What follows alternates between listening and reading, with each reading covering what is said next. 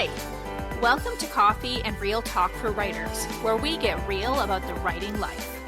Writing might be a solitary activity, but becoming a successful author is anything but. So grab a cuppa, pull up a chair, and let's talk. Hello, and welcome to episode 11 of Coffee and Real Talk for Writers. I'm your host, Talina Winters, and I'm recording this on Thursday, March 17, 2022. So, happy St. Patrick's Day, and happy Purim. I'm only a tiny percent Irish and not at all Jewish, but both of these are amazing and powerful holidays when you learn their history. So I'm not going to go into the history of either here because that's not what this podcast is about. But if you want to know more about Purim, you can read the biblical book of Esther, which you can find just about anywhere, probably with a Google search. And if you want to know more about St. Patrick's Day, you can watch the VeggieTales video, which I'll link to in the show notes. It's fun and educational. I love VeggieTales. I loved them even before I had kids. And the story's a little retro, thanks to the flannel graph format they used to animate the story. So anyone who grew up in Sunday school will appreciate what I'm talking about and get a little blast from the past there. Anyway, you probably noticed last week I was off, and that was due to exhaustion and overwhelm/overwork. I had a lot going on in my personal life the previous 2 weeks, and it just really caught up to me, and something had to give, and the only thing that could give last week was my podcast, so I took the week off. But here I am, back at it. And I have exciting news this week, which I wouldn't have been able to share last week. I have finished the first draft of my manuscript. Yay! Yay! This is the manuscript for the Sweet Small Town Romance, Every Star That Shines. And technically, I am not 100% done in the sense that I actually do have, like, the falling action chapter to write. But I think I'm actually going to wait and do that at the end of my revisions because there's one plot thread that I need to wrap up that will primarily be dealt with in that falling action chapter. And I realized yesterday, because it was one of those ones where I hadn't really figured out 100% how it was going to go as I was working my way through. It was just kind of like there, and I have it touching in at various points, and it's important, but I didn't know exactly how I was going to resolve it. And yesterday I did the brainstorming and the research, and I figured out how it would be resolved. And it is going to require some minor rewriting during my revisions to kind of work in the new ideas I had.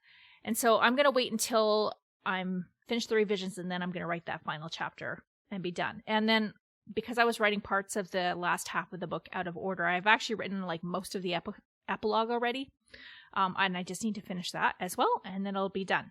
So right now I'm sitting at about 69,000 words on this. Once I add that final chapter and bit of the epilogue, I expect it to be around 71,000, which is a little short of my estimated 73,000. However, I always add words during revisions, and especially because the last 20,000 words or so, I was writing fairly quickly, which is definitely going to be the parts of it that as I revise will get added word count, because I've already reread and kind of revised the earlier sections. So this part's going to get added word count, especially because I'm working in that other plot thread, etc. So I actually expect that, like, my original guess was I would be around 73,000. I think I'll probably be a little over when I'm done, but I can let you know.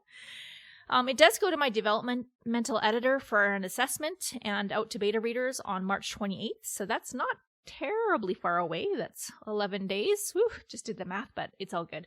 It's not a very long turnaround. I was originally hoping to be finished the book by last Friday, but it's okay that I'm not. And I'm not really worried because, as I said, like, most of the book is actually in really good shape already. It's just working in this one plot thread, and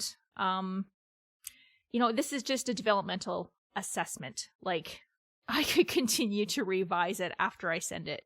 Not a problem. But I will be taking a break, and then I'll revise it once I get her feedback.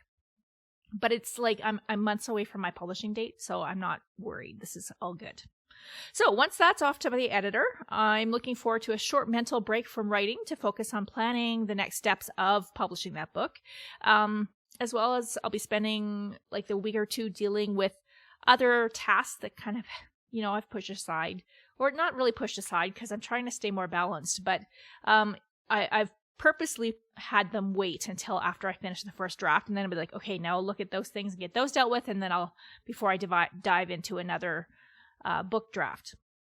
And I also want to get some knitting patterns published and some other ones revised over the couple of weeks there I think she's going to have my manuscript for 4 weeks. I didn't exactly look at my schedule just before I did this, but mentally I'm kind of thinking I'll take a couple weeks to do these other things, and then I'll probably start brainstorming or outlining the next novel. One of the other tasks that I've kind of had on hold a little bit is overhauling my welcome email sequences. And that's actually for my readers as well as my knitting clients.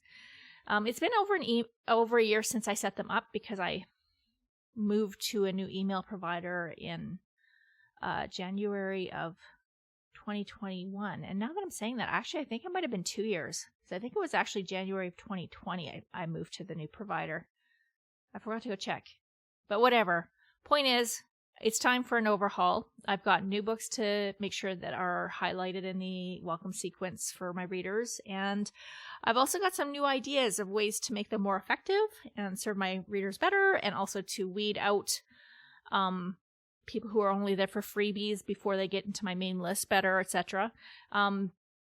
A lot of these ideas, I gleaned them over time, but of course, Tammy Lebrecht just published Newsletter Ninja 2, which I mentioned, I think, last time.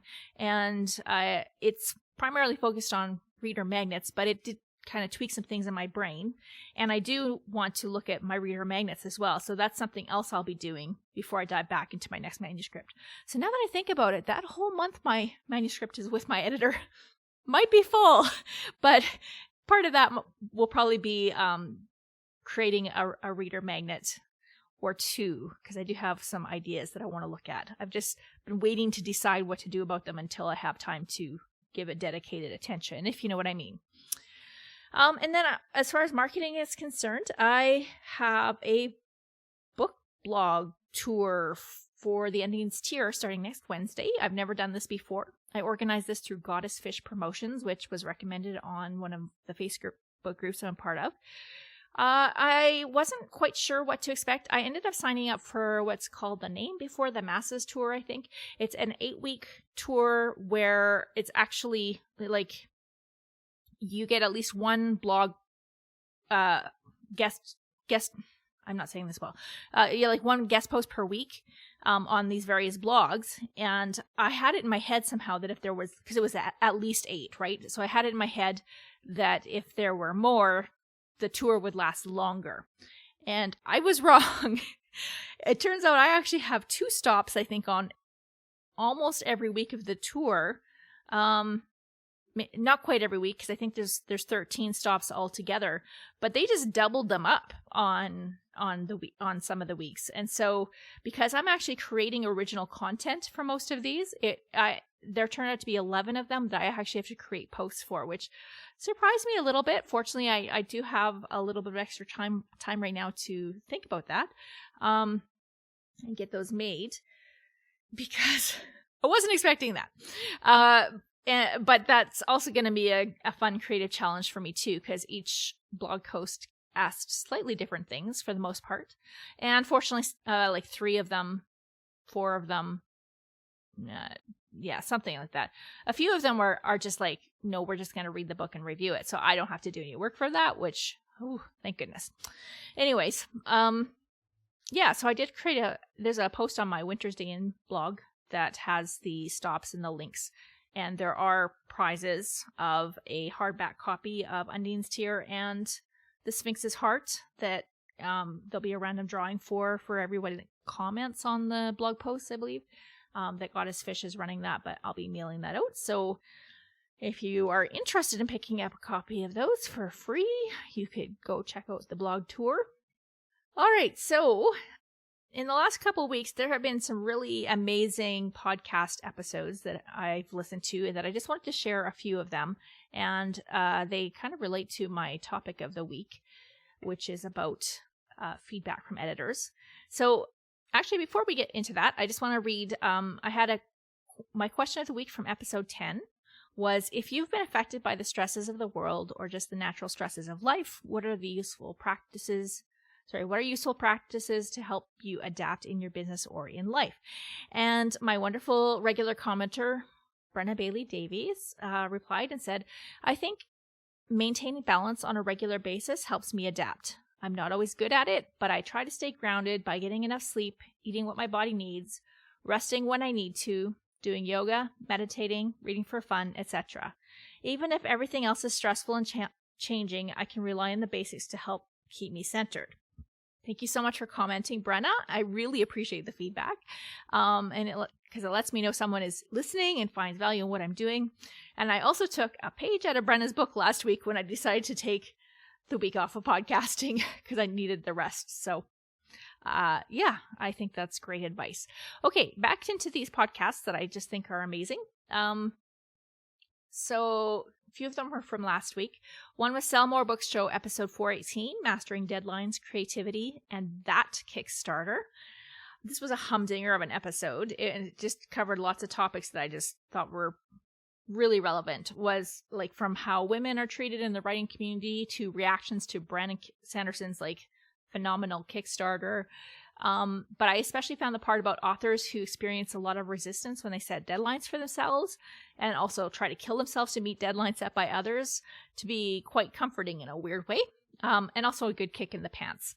It was just like, oh, good. It's not just me, because I do struggle when I will kill myself to meet deadlines for other people, and I will struggle with forcing myself to meet deadlines for myself because I'm usually overpacking my schedule, honestly, if that's happening. So, but I don't know.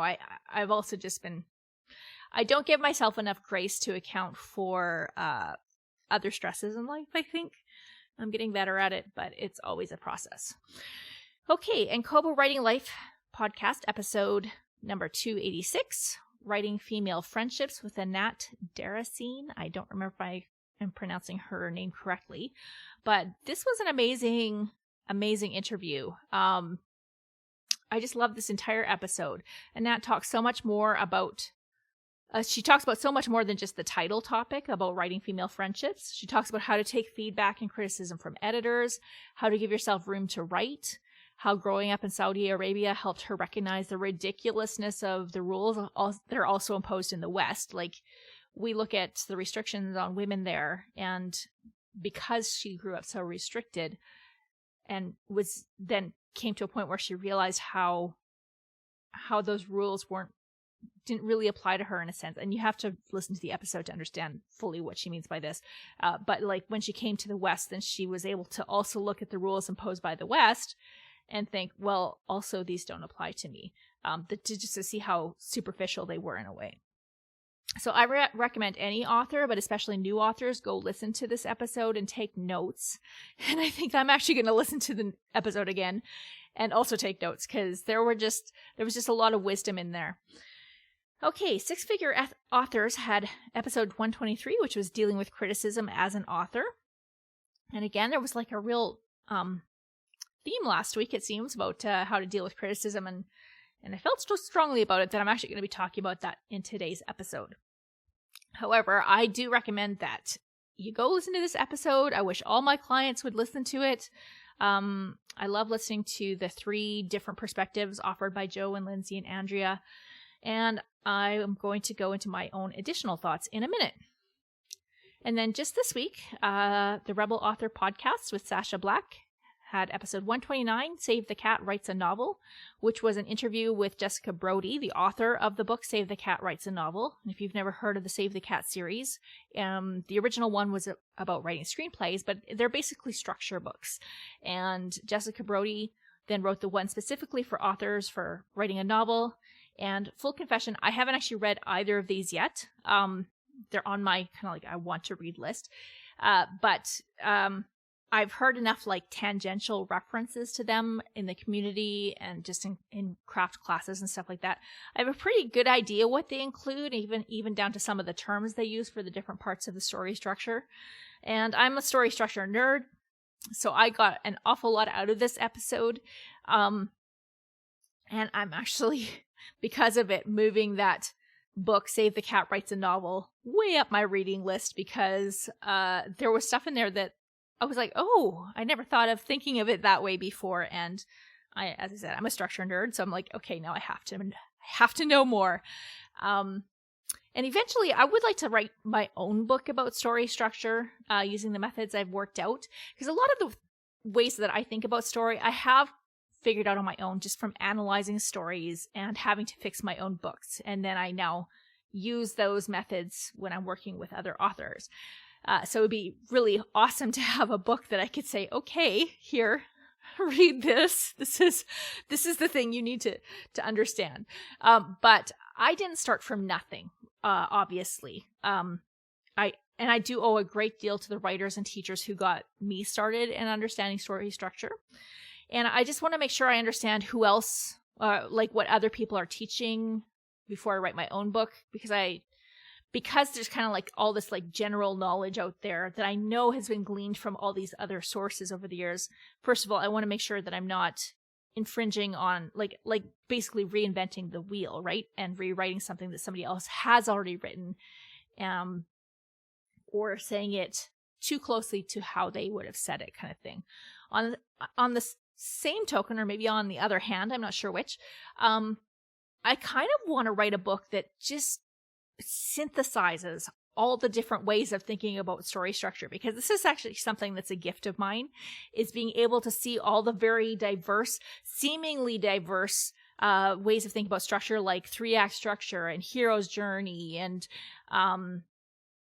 like Romancing the Beat is one that I read already, and all these different things, and looking at them, and I just kind of see how they all overlay on each other, and how all the different parts of the structure actually just line up, and they're just like different ways of talking about the same thing. And I have come to discover that not everyone is able to do that. Like I can kind of just seamlessly just pull on terms based on whatever story I'm using that seems to fit the best. But I inherently understand like that the dark night of the soul is the same as the black moment, is the same as the I can't even remember what else is used. But like all these different things, like they're all just different names for the same point in a story. But not everybody does. And I think it would be helpful to have this kind of a book added to the canon, but I'm not really sure. So if you think that that's something that would be helpful for you, like leave a comment and let me know, because I'm kind of curious to see if there's even a need for this. Like, I think there might be, but again, hard to tell. Okay, so going on to my thoughts about taking criticism and working with editors. So any author who has sent their manuscript to a professional editor likely knows that gut-wrenching terror you get the moment you hit send on the email. For me, I've experienced huge doses of imposter syndrome both after sending a manuscript off for critique and after receiving it back. I think this is pretty common. So far, this still happens almost every time I do this, and it's like not my first rodeo, okay? Now that I'm also an editor, I wished more authors realized how nerve-wracking giving feedback can be from the editor side. So like I called the short title of this episode is What Editors Wish Authors Knew, but it's actually what editors wish authors knew about working with editors. This is not something about all the different things that editors wish authors knew about writing. Okay, this is about how to work with editors. So, especially like, okay, so like giving feedback can be really nerve-wracking, and especially if you're a developmental or line editor, because you're literally going in and changing an author's words.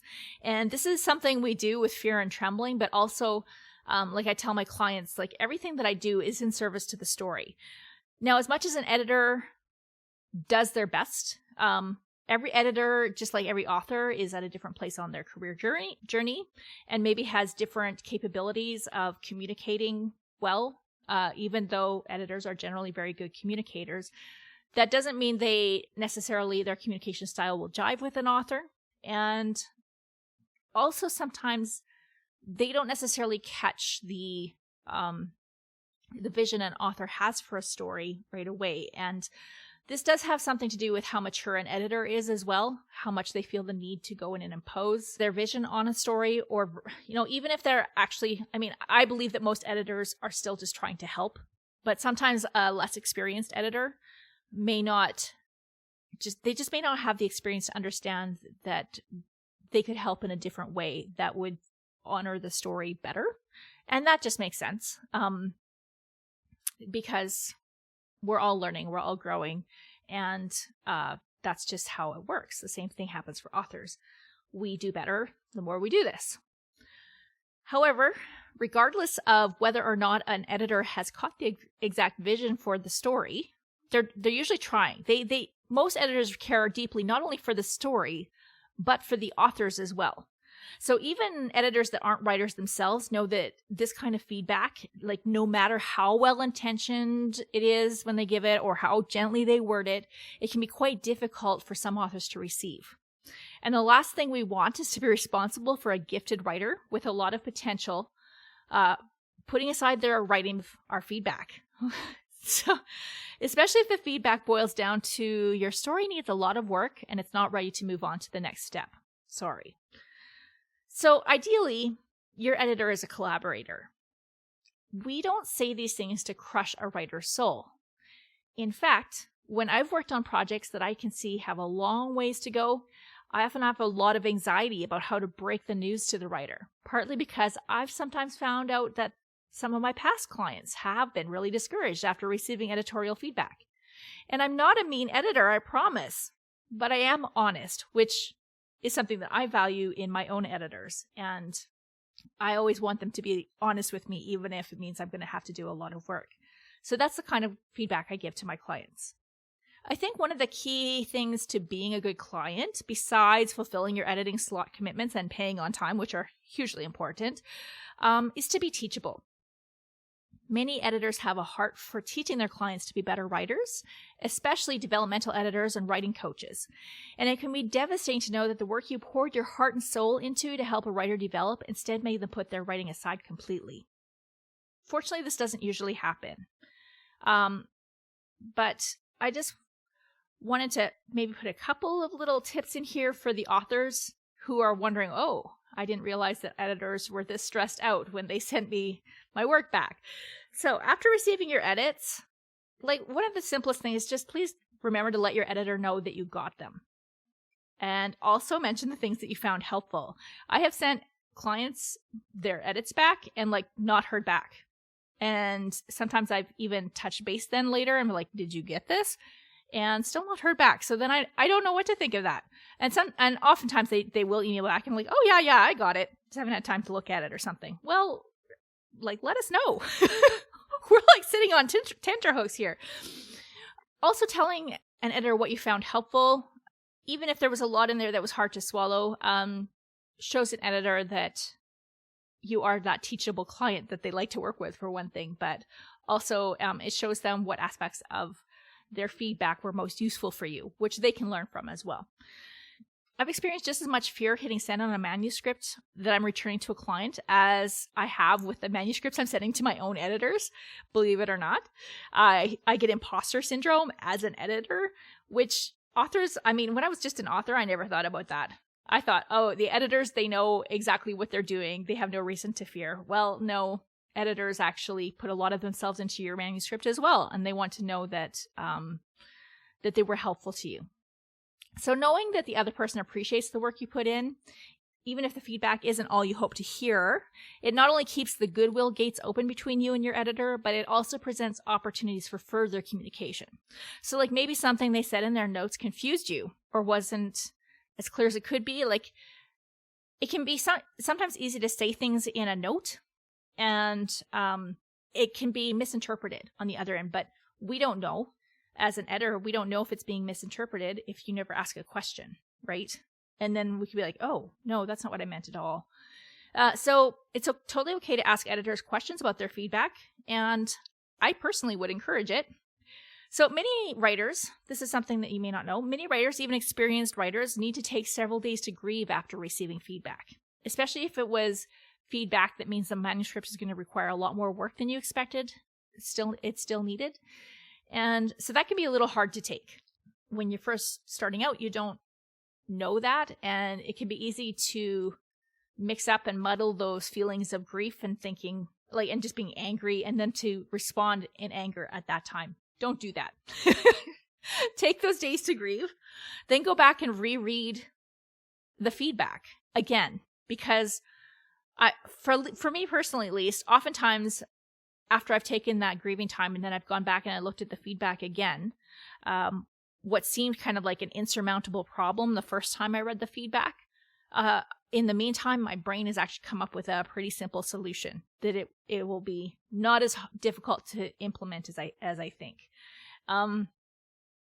Sometimes editors will give you suggestions for problems and sometimes they won't. It depends on what kind of editor they are and what their personal abilities are. You don't have to take their suggestions, but you do need to address the problems that they point out, because that's the reason you hired them, right? Now, sometimes an editor's feedback has made me wrestle with the core of my story, so I can decide whether or not the editor is right. I know I just said that you do have to address the problems that an editor points out. Well, sometimes addressing the problem simply means understanding why that thing is in there that the editor flagged and keeping it anyway. An editor may not be wrong by pointing that out, they have a reason for pointing it out, but they can't make decisions for you and your business.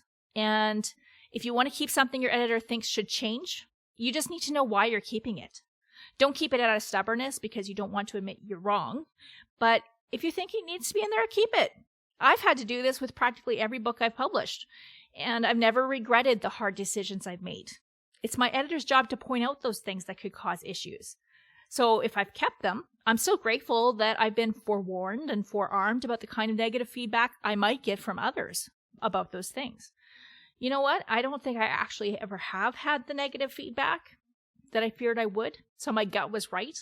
But understand that your editor's job is literally to point out the things that are wrong with your book. So they have kind of a focus. Like when you're in editing mode, you're looking for problems. That is literally your job. And so sometimes you can point out things that may not actually be a problem for your genre or for your work, etc., or for your readers. You're going to need to go with your gut. Now, it does become easier to stick to your guns in those situations once you've had a few of these experiences and you've had books out in the world and gotten the feedback that those things that your editor maybe was like, no, are actually not bad, and maybe even a positive for your readers. But even if you do later come to regret a decision you've made, most of the time, they're not irreversible for indie publishing especially. If it matters that much to you, if you've come to change your mind later or it's affecting your sales, just revise the story and release it again. And bonus, you get an added extra launch date in your calendar that is another marketing push. And so that can actually revitalize an old title. And that's the beauty of indie publishing. So my mug quote of the week is actually, this is inspired by a Douglas Adams quote, who wrote Life, the Universe, and Everything, among other very hilarious books. So here's the mug quote I would use is, how to fly. 1, throw yourself at ground. 2, miss. And that's taken from the quote. The guide says there is an art to flying, said Ford, or rather a knack. The knack lies in learning how to throw yourself at the ground and miss. And I loved this little how-to so much that I actually almost went ahead and made it up to put on a quote or a t-shirt or something. But then I thought, that might not be quite legal, so I did not. However, I did feel like this instruction about learning how to fly is a little bit like learning how to take feedback on our work. We throw our work out to someone for them to tear it apart in order that they can hand it back to us in a form that can fly. And this is stretching the metaphor a little bit, but basically after throwing ourselves at our editor's mercy, they show us how to miss the ground. And I think that is kind of a little bit of a quirky way of looking at the editor-writer relationship, but more truth than you think at first. Anyway, question of the week this week is, was there a time you disagreed with an editor's recommendations? And are you glad you did? Or do you regret it? You don't have to tell us if you regretted it, but I'm just curious to hear other people's experiences. And so thank you so much for listening this week, and I hope you have a great writing week, and maybe go do something green today. I don't know. Do whatever you do on these holidays. And thanks for having coffee with me. Coffee and Real Talk for Writers has been produced by Talina Winters. The music for this podcast was written by Josh Rickard of joshrickardmusic.com. You can find episode show notes, leave a comment, subscribe, or, if you're feeling generous, buy me a coffee at talinawinters.com/podcast. And be sure to leave a review on the podcatcher of your choice. Tell your friends to come by too. The kettle's always on. So until next time, I hope you keep writing and keep it real. Thanks for listening. Bye.